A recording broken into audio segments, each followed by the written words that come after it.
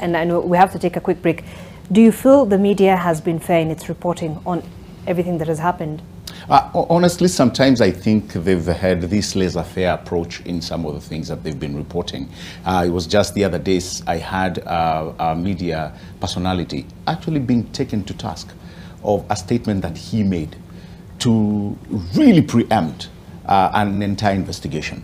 And I was asking, well, yes, you have the offices that are mandated by the Constitution to be able to give us what we want to know. Because let's face it, Zainab, we have had so many statements that people have made, not only politicians, but media personalities. And you question, where have they gotten their story? Now, I'm not against investigative journalism. No, that's not what I'm against.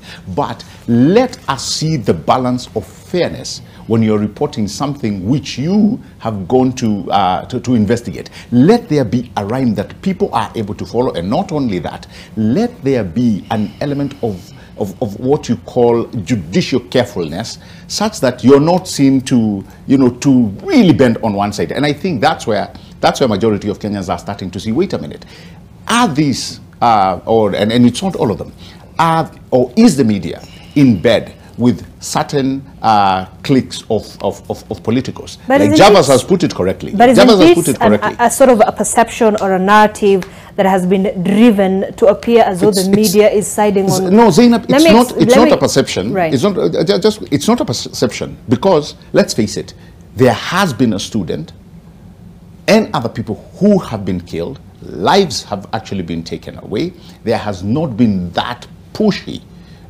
coverage. Secondly, there was, if we are to be honest, there was a supermarket. Somebody came out and said they have lost an investment of 20 million plus in Tasia, the Mwindimosi supermarket. We covered that story. Yeah, but yes, you covered it, but it was not given the huge prioritization as we have seen in Spectre and Northlands. That's what Javas is taking, and I kind of tend to agree.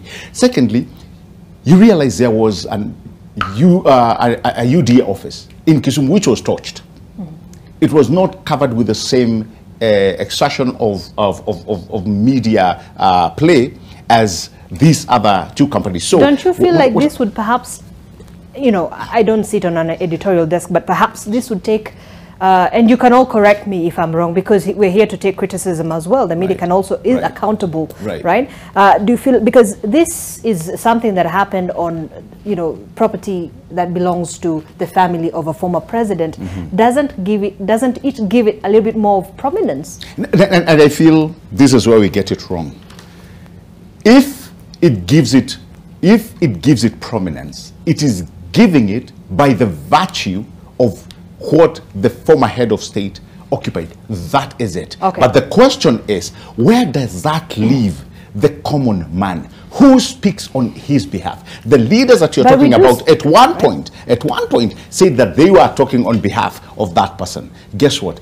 That is not how it's playing out. But where the media, I feel, in my own view, where we should hold you, we put you in a very high pedestal, because we expect you to report nothing but facts.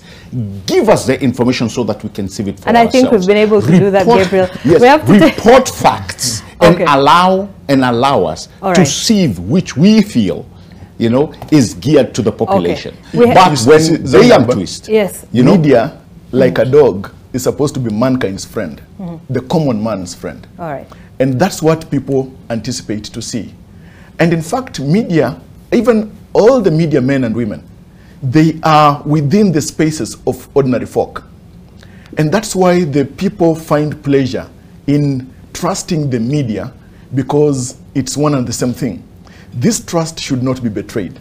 Now, at the risk of seeming as though we are pelting stones at the media, the issue here is that... okay, because we have to take a break very quickly. Yeah, people need to feel comfortable that the plight of the ordinary folk has been covered with the same elevation as the other stories for the big men. And all right, but I must also put it out before we do take a break that media members of the media who actually covered Monday's protests found themselves in the Correct. middle That's of true. the Hard Rock That is true. and the wall, That you is know, true. and they were in between police officers who did not want the media capturing the events, That is and true. the protesters who said, we don't want you capturing our faces. So they were found in a very That hard is true, place, Zainab. right? And one thing, probably very quickly, we have seen even somebody saying that we will not go with media XYZ because they are not giving us the prominence that we need. And to me, which is scary.